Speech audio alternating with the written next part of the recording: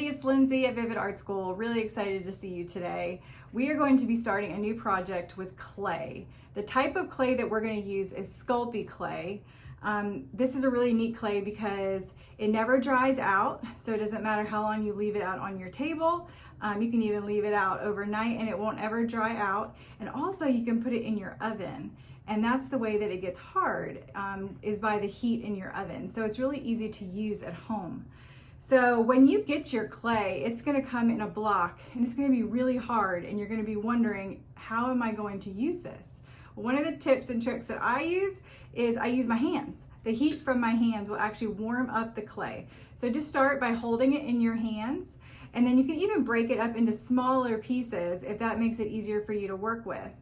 As you hold it in your hands and you work with it, it gets softer and softer until you can really stretch it and manipulate it any way that you want, just like this.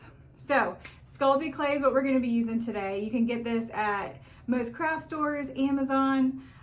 It comes in large quantities, or you can just get it in small little packs. It even comes in different colors, but we're just going to be using white today so we can paint it any way we want later. So clay, we're also going to need tin foil, and we're going to use tin foil in order to take up some of the space from our clay. So because, for an example, this is my hippo that I have started, my clay hippopotamus, and you notice how the body of this hippo is really, really thick. Well, the way that I did that, this isn't all clay. The entire thing is not just one lump of clay. I actually created, I'll just go ahead and show you. I actually created in the center a ball of foil. And this foil will take up some space. One, you can use less clay, and two, it won't take as long to bake in the oven. So what I did was I took this ball of foil, and if you want it thicker, you just take some more foil and you make another ball around it. And the great thing about foil is you can take it apart, reuse it if it's not the shape that you want. So let's say this is my hippo's body. I'm going to take the clay that I just warmed up in my hands and I'm going to press it out really flat. Because when you make the center of it with the foil, you don't need a lot on the outside to cover it. So if you can see, I'm going to lay this over my foil ball that I just made. And once you wrap it around, just kind of like a little blanket, you're going to be able to smooth it out with your fingers. So you can actually use that clay and pull it all the way to the center to cover all of that foil. It is important that you cover all of your foil. You're not going to want to see the foil when we're all done.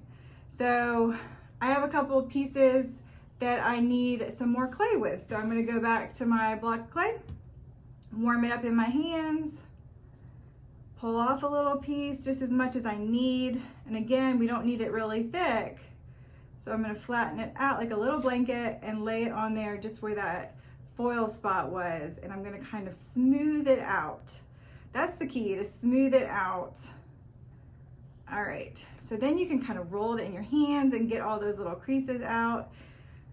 All right, so this is the rough body of my hippo.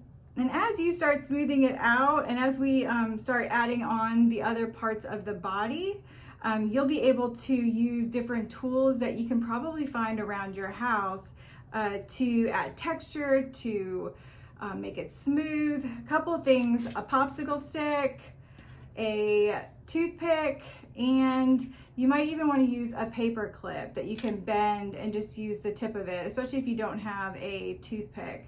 And these are great to add texture and to add some of the details. So if you see my hippo, I could use this toothpick to create a hole for the eye. So there's my eye. So with my hippo, you can see that I have created a little bit of texture using the toothpick. I've created an eye using the back end of my toothpick. You can even use this to create a little mouth there. You can kind of see that, make him smile. Maybe we want some little nostril holes so he can breathe. There we go. Now that we've talked about the basics, I'm going to take a couple steps back and start at the beginning and walk you guys through exactly how you get from your lump of clay to your sculpture.